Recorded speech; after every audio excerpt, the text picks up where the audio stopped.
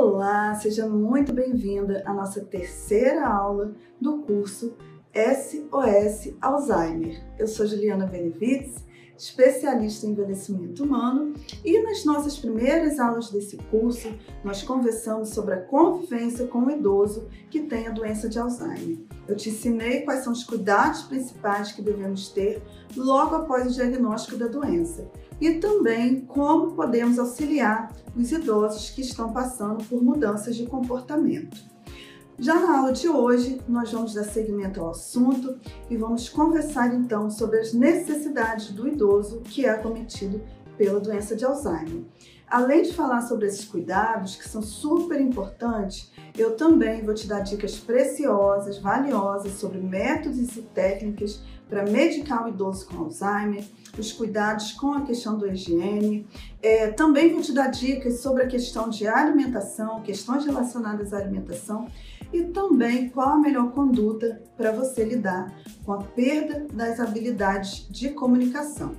Então vamos lá. Como eu falei, hoje nós vamos conversar sobre questões relacionadas ao cuidado do idoso que é acometido por essa doença. E uma das questões principais é a questão da comunicação.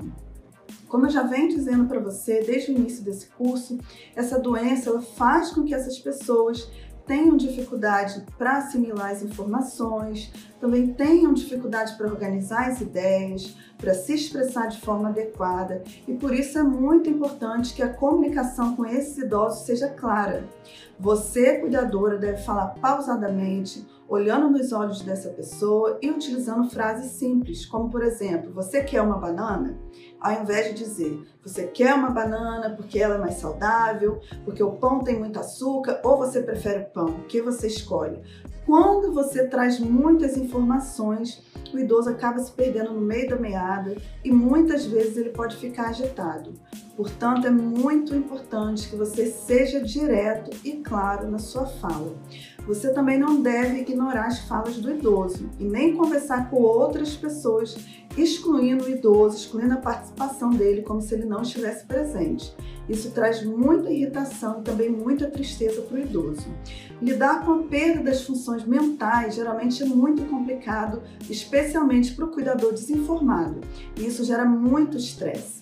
À medida que o idoso perde as funções mentais, a execução de tarefas simples como preparar o café da manhã, trocar de roupa, tomar um banho, pode se tornar muito difícil.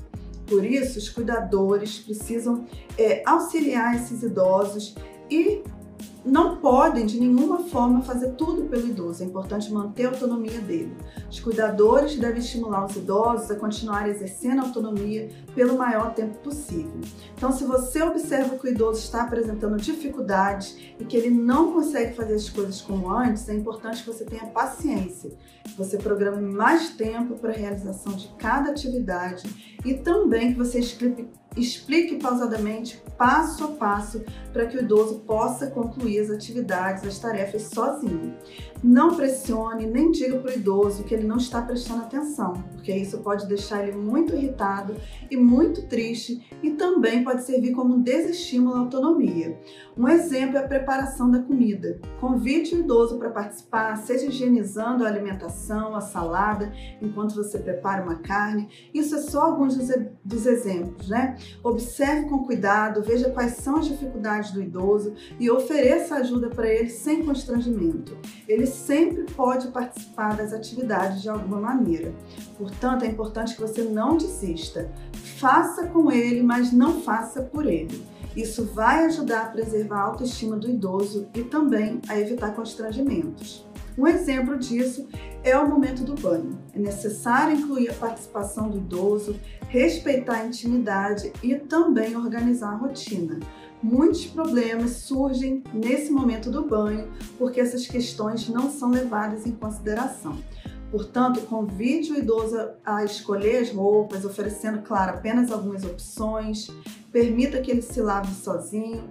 Caso tenha essa possibilidade, isso evita constrangimento. Ou se você tiver que fazer, se você tiver que realmente dar o banho do idoso, mantenha uma postura mais séria para evitar confusão, especialmente relacionada à sexualidade. Ofereça instruções a cada etapa, como por exemplo, Passa o shampoo, agora lave o seu cabelo, agora enxague o cabelo, pegue a toalha. Observe também se a higiene está sendo feita de maneira adequada e simplifique sempre o momento do banho, deixando tudo separado antes de entrar no banheiro. Roupas, toalhas, sabonetes. Isso vai evitar a agitação e também vai evitar a confusão durante o banho. E por falar em agitação, coloque uma música relaxante para que o banho seja um momento agradável. Alguns idosos também podem apresentar medo do chuveiro. Nesse caso, você pode optar por uma ducha manual ou também utilizar um banho. Isso vai fazer com que o idoso fique muito mais tranquilo. A escolha das roupas também pode ser um desafio. Por isso é importante que você selecione poucas opções para que ele possa escolher, que sejam opções adequadas para a estação do ano e permita que o idoso participe então dessa escolha. Alguns vão querer colocar a mesma roupa todos os dias e por isso é muito importante que você compre roupas iguais. Isso vai fazer com que você evite brigas por conta dessa situação. À medida que a doença avança, eles também vão apresentar dificuldade para se vestir. Por isso é importante evitar roupas que tenham muitos acessórios complicados, como botões e também os cintos. Também é importante que você fique atenta aos sapatos, tá? Eles devem ficar presos nos pés dos idosos e ser do modelo antiderrapante. A cuidadora também deve ter alguns cuidados específicos relacionados à questão da alimentação.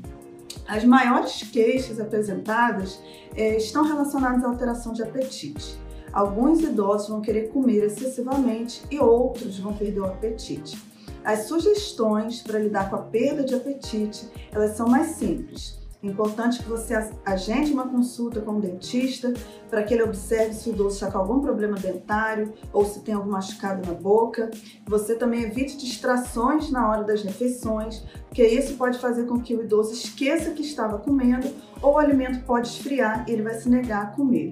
Importante também que você ofereça pequenas porções por vez e que prepare pratos mais atrativos, de preferência pratos coloridos, com alimentos de várias cores. E que você também escolha alimentos que podem ser manipulados à mão. Essas medidas vão tornar o momento da alimentação muito mais atrativo e muito mais agradável. Agora, lidar com excesso de apetite vai exigir um pouco mais de destreza da cuidadora. Geralmente o idoso ele vai esquecer que já comeu e também vai ter dificuldade para controlar os impulsos. E aí esse excesso na questão da alimentação pode ser muito prejudicial para o idoso, trazendo várias consequências, como o surgimento de outras doenças. Por isso é importante você estar atento a como lidar com essa situação. Você deve estimular o idoso a comer pausadamente, oferecer refeições mais saudáveis em pequenas porções e os intervalos também devem ser curtos. Caso ele insista em comer exageradamente, também é importante que você ofereça uma distração, que você chame a atenção do idoso para outras coisas.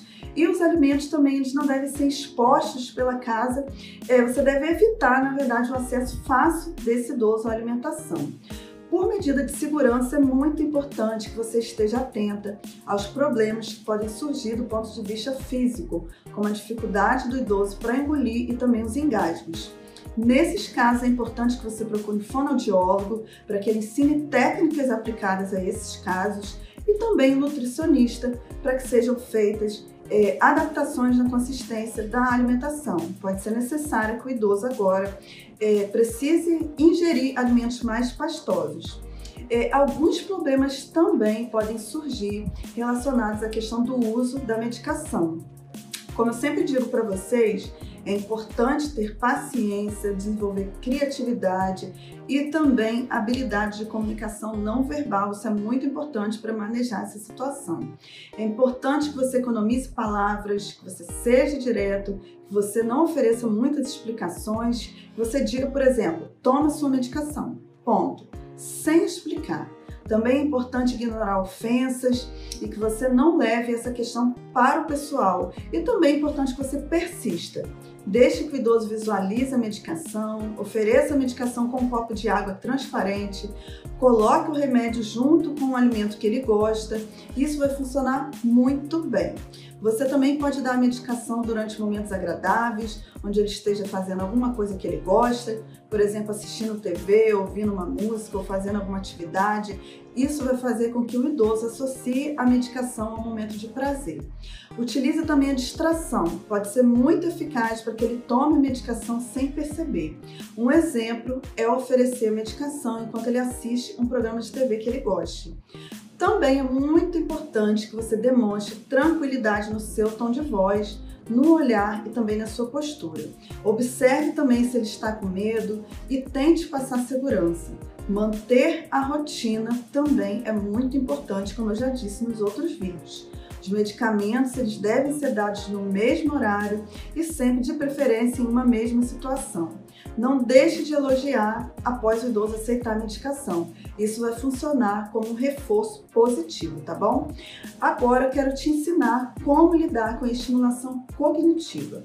Como eu já disse anteriormente, as pessoas que têm a doença de Alzheimer, elas vão ter sua capacidade de organização dos pensamentos comprometida. O raciocínio do idoso também o idoso vai encontrar dificuldades para raciocinar, a atenção, a memória, a capacidade de planejamento, tudo vai ficar bem difícil.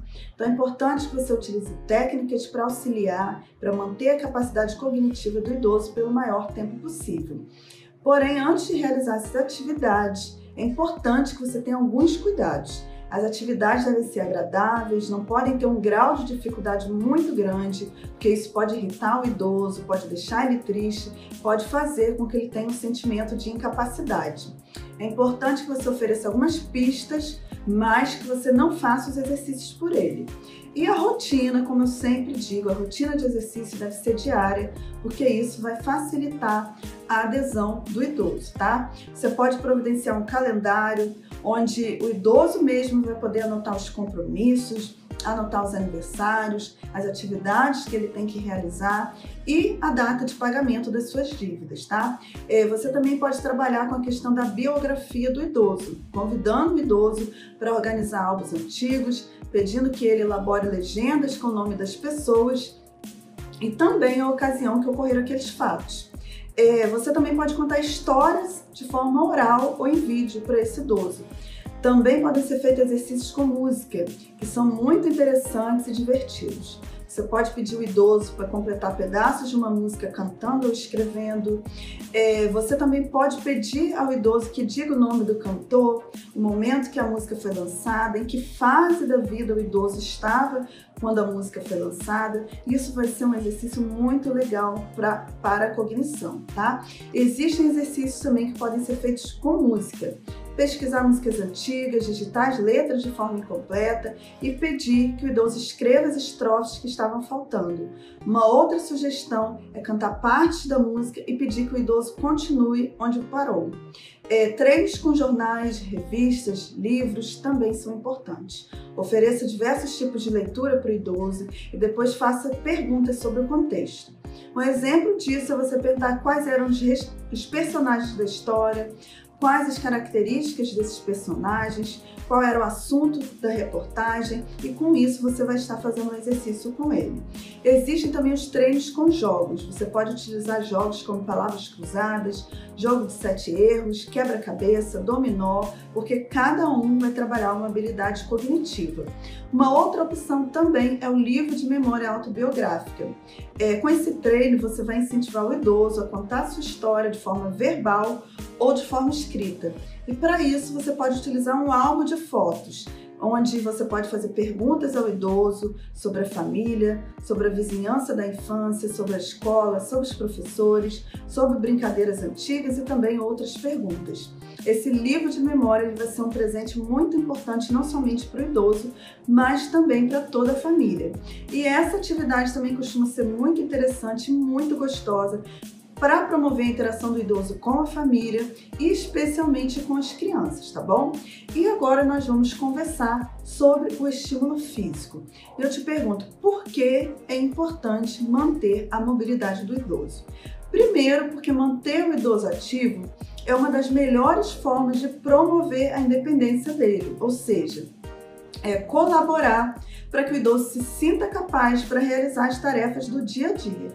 E claro que, além disso, os exercícios físicos também têm outras contribuições. Eles também são muito importantes porque eles melhoram o sono do idoso, eles diminuem também a agitação, diminuem também aqueles comportamentos sexuais inadequados, como eu coloquei aqui, eles melhoram a prisão de ventre, melhoram a circulação sanguínea, ajudam a prevenir o aparecimento de várias doenças. Portanto, as atividades mais recomendadas, também é importante destacar, que vão ser as caminhadas, os alongamentos, o fortalecimento muscular através da musculação e também aqueles que estimulem a flexibilidade do idoso e o alongamento como pilates, tá? Em relação às caminhadas, eu quero fazer algumas observações. Alguns cuidados você deve ter enquanto cuidadora. Primeiro, deve haver uma rotina, com horários fixos para a realização das caminhadas. No trajeto deve ter locais para esse idoso se sentar. As roupas e os sapatos devem ser confortáveis e o local deve ser o mais tranquilo possível. Também é importante que você evite que o idoso caminhe e fale ao mesmo tempo, tá bom? Isso é muito importante para evitar as quedas. E você também pode andar de braços dados com esse idoso. Já em relação aos exercícios de força, de flexibilidade, alongamento, é muito importante a orientação de um fisioterapeuta e de um educador físico, tá? Porque se os movimentos forem feitos de forma errada, eles podem causar lesões. O mesmo vale também para a realização de exercícios físicos com idosos que já estão em fase avançada da doença, porque será necessário avaliar quais as condições físicas desse idoso. Na apostila que você vai receber após a conclusão do curso, eu vou te ensinar alguns exercícios simples que podem ser realizados em casa, sem grandes riscos, e que você pode acompanhar o idoso na realização dessas atividades. No próximo vídeo, nós vamos conversar sobre um assunto muito delicado, que é a fase final da doença de Alzheimer. Eu tenho certeza que você vai aprender a olhar para a finitude de uma forma muito mais bonita e muito mais tranquila. Um forte abraço para você, fique em paz e a gente se encontra no próximo vídeo.